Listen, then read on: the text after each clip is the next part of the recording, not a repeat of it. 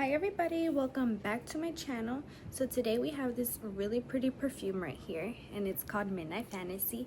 So if you're interested in finding out my opinion on it, my review, my rating, what I think about the projection and the longevity, then just stay tuned. So let's get into it. I want to start off with the notes and with the accords.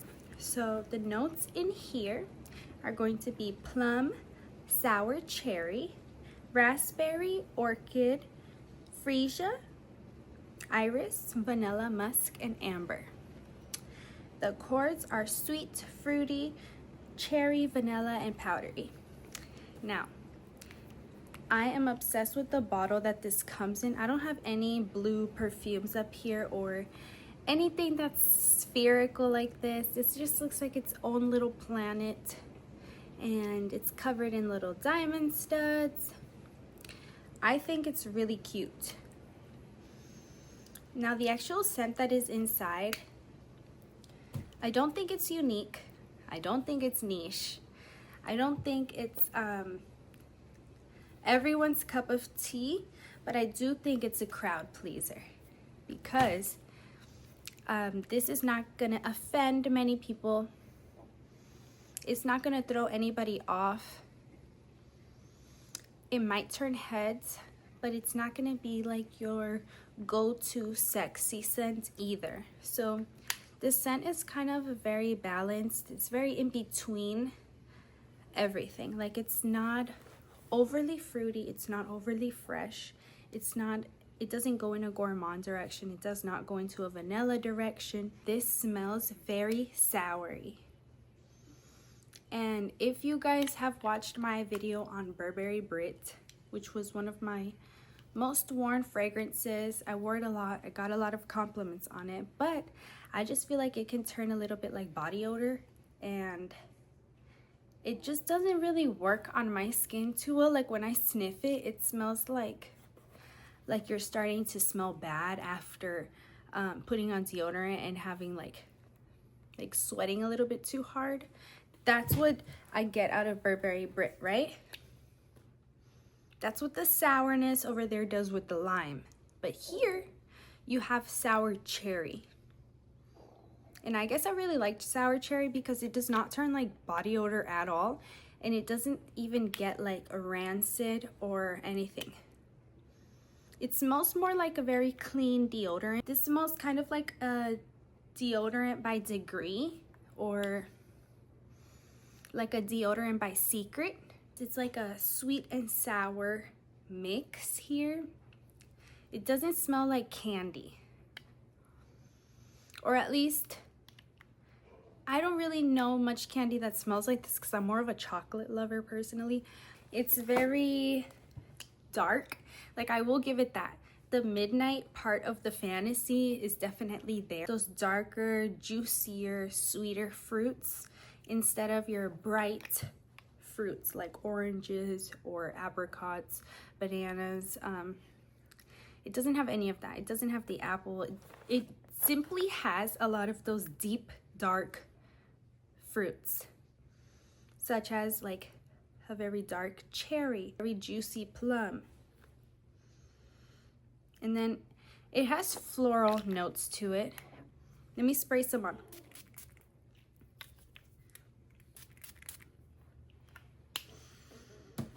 So immediately when you spray it, it does smell a little bit artificial, a little bit synthetic. That might be because, you know, this perfume is not the best quality, right? It's just a celebrity perfume that probably does have a pretty high alcohol content. Not to bash Britney or anything. We're just reviewing, right? Reviewing what we have observed. So yeah, it does open up a little bit alcohol-y, but then you get a bunch of sweet and sour fruits. I don't get anything powdery about this. Like, I know that iris is supposed to be a note that invokes, you know, powdery. It's not. It doesn't smell like baby powder. It doesn't smell like face powder for makeup. I do smell the raspberry. So I think that the raspberry mixed with the sour cherry is really what overpowers this perfume a whole bunch. So if you're not into the raspberries and you're not into cherries, you probably will not like this. But if you are into very fruity scents, you should give this a try. Very inexpensive, easy to wear. I find myself wearing this very often, and I had it inside of my work bag, so I was grabbing it throughout the day, spraying it, and it just makes you feel a little bit more confident, a little bit cleaner. It's not the most refreshing scent because it could be pretty sticky. It has like that sticky juiciness to it, like if you would find behind the bar. Whether you're working or whether you ask for a drink, your drink might smell like this. And what I'm getting out of it, grenadine. It smells like grenadine. It has a very balancing sweetness with sour, but it also smells a little bit sticky.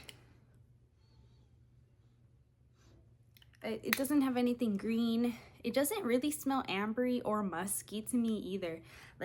Like I said, I don't get the iris, I don't get the vanilla or the musky amberiness at all. I think that you would have to wait until after like the 3-hour mark for the base notes to really come out, because those top notes and the middle notes are pretty strong in here. They do overtake the scent. But like I said, if you love raspberry, this is for you. And if you love Freesia, this is for you. It has a pretty good rating on Fragrantica. It's a 3.96 out of 5. So we're not at a 4 yet. We're not at a 4 out of 5, but we're close to it. What else do I want to say about this perfume? Like, honestly, if I had to rate it, given my usage of it, I'm going to give it a pretty high rating, because if you look closely, I'm already almost halfway down. So that is just very telling of how much I use this. It is so easy to wear. I want to point out that you can wear this anytime. I don't really see this being a summery scent or a winter scent. It smells like you can wear it in the springtime, in the fall. It just smells very appropriate for any occasion. It's very soft, it's subtle. You don't really get like the sour overtaking the sweetness. It's both. They're both there. You're not gonna have to worry about like, oh, this might be too sweet or this might be too sour. You have the best of both worlds within this little bottle. Getting into the projection, I think it's more of an intimate projection, maybe like 2 feet, maybe 3 if you combine it with another perfume that is a little bit stronger or heavier, or if you pair this one with a lotion, you might get to that 3 to 4 feet projection. But ultimately, just this is probably going to be like a 2 feet, 2.5 feet projection, because it's just it's not a beast mode fragrance whatsoever. It's very regular. Extremely regular. This is like your girl next door perfume. Britney Spears' Midnight Fantasy is going to be able to get you a good 5 hours of usage without completely fading away, okay? And after the 7-hour mark, you're probably not going to smell this at all and you'll have to reapply. But I do think that it performs rather well for it to be like between $10 and $15 for this. This is a smaller bottle. I don't know if I'll repurchase it, but yeah. 5 to 6 hours for a perfume like this is very worth it, in my opinion. You can wear this for the gym. I think this would be a great perfume to have in a gym bag, or to gift it to somebody who is constantly working out, constantly at the gym while running. I just feel like it holds up. It doesn't really hold up, like I said, longer than the 5-hour mark, but while you're running your errand or while you're working out, I feel like this is a very suitable perfume for that. It does have the powdery notes, so some people might find it clean. I don't. I find it, like I said, extremely fruity. I almost get orange. I almost got like a little blast of orange right there, so I can definitely say that this perfume is gonna make you feel a little bit more attractive. It boosts your confidence. It's a perfume that invokes like feelings of happiness personally. So my rating would be 8 out of 10. I'm knocking 1 point out for the name being Midnight Fantasy. I personally do not get a fantasy out of this, so that's knocking out the 9 out of 10. And then we're gonna knock down one more for the fact that the amber and the musk and vanilla don't really come forward in this perfume at all for me. If I could have smelled that amber, the vanilla a little bit more, then it would get a 9 out of 10. But I'm just gonna leave it at an 8 out of 10. Like I said, 1 point removed and deducted for the name having fantasy in it when I don't smell a fantasy here. I don't get anything powdery about it, nothing musky, nothing vanilla, and I do wish that those notes came out a little bit more in it, but it's okay because it works. Like, regardless of what I think, this perfume works. The shape of the bottle makes it perfect to carry around with you, like in your purse, your bag, even if you have like a little clutch that you're holding. And how compact it is, at least the version that I have, because I have the smaller version. But I think that this is so easy to carry. It's not bulky. It's just perfect. Midnight Fantasy by Britney Spears smells a lot like Dark Kiss by Bath & Body Works. Now, if you've never smelled Dark Kiss is actually one of my favorite scents ever from Bath & Body Works. It's right there with Sensual Amber. It's raining and thundering again, so if you hear that, just ignore. My last video was also rainy, so I guess I just like to film on rainy days. But anyways, Dark Kiss from Bath & Body Works is so phenomenal to me. It's like a very deep, seductive, sexy type of scent. It does have a lot of the musk and the vanilla, but it also has plum and something else I think they share. I don't know. I just think they share like the plum with the musk and vanilla amber. They smell very similar in the opening, but whenever they dry down a little bit in separate directions, I feel like they're on the same trail with different paths. Like they're two peas in a pod. The overall fruitiness to them and the sweetness from the dark fruits is there in both scents, but they're not identical at all, especially the dry down. Just want you guys to get a better understanding, and I like to try to compare scents, especially when I get new ones, to ones that I already have, because it helps me not have anything like too redundant in my collection. I don't want to repurchase something if I already have something else that smells like it. So I think personally I probably would not repurchase this perfume. I would stick to getting my favorite one from Bath & Body Works, which is Dark Kiss. I would just like to buy the lotion and the spray, and I think that that is a better scent for me than this one. So I'm not bashing it, but I'm just saying when it comes to my preference, nothing beats Dark Kiss, and this is trying. It's like really trying to come close, like a close competitor, but it doesn't offer the same musky and ambery base that I would need in a perfume.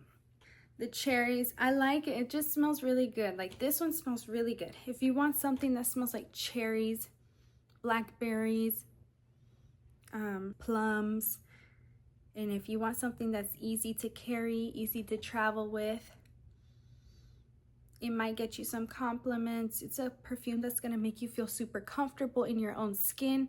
It's not gonna make you feel like you're an imposter. You're gonna feel like a very sweet, feminine girl with this one on. Of course, if you're a guy, you can wear it too. Anybody can wear anything. But overall, it's definitely a more feminine. It's extremely feminine leaning. Yeah, it's almost like girly girl territory, but I don't think that these dark fruits are super girly girl. I think not everybody's into fruity scents like this, so this is not necessarily for everybody. It's a really good perfume to have or carry in your bag, just in case like you forget to put on a perfume one day, or you get super sweaty from whatever. You can just have something to spray on yourself really quick to get a boost. But other than that, I don't really have anything else to say about this. I want to thank you guys. I really appreciate you guys for watching my review on Midnight Fantasy by Britney Spears. If you guys enjoyed this video, please give it a like, thumbs it up, and subscribe for more videos. I still have so many perfumes that I haven't reviewed yet, and I can't wait to get into it. So I hope you guys have a great week, and I will catch you on next time. Bye!